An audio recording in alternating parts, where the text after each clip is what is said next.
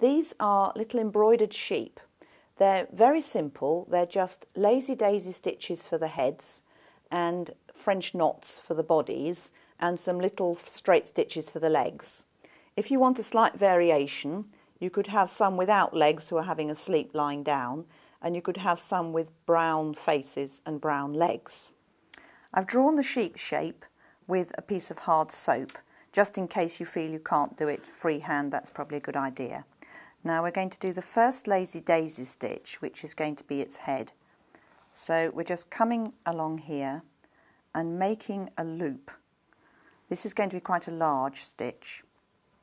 So we're holding it down, and this loop goes under your needle, pull it through and anchor it down with a little stitch. That's its head.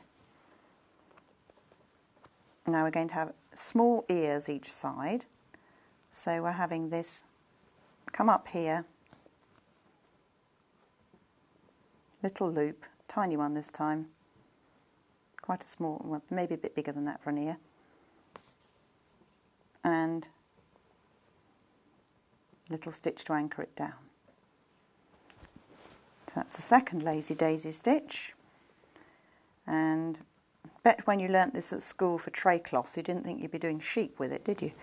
Right, so now this little one here, another little ear, lazy daisy stitch, and down. Looks a bit like a sad dog at the moment, doesn't it? Right, now we're going to do, all the body is going to be covered in French knots. So we come up,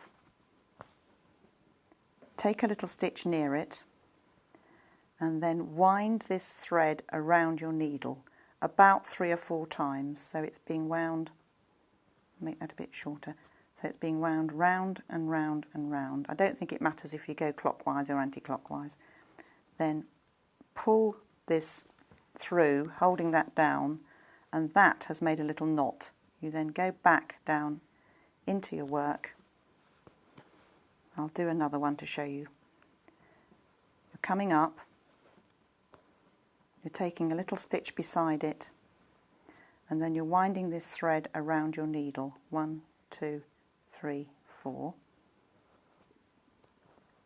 And then all those little knotty bits you just push down with your nail, and that goes back down in. I won't do all the whole body, but if you just want some little legs, all you need to do is a little straight stitch on the bottom here. One here, this looks quite a long-legged one here,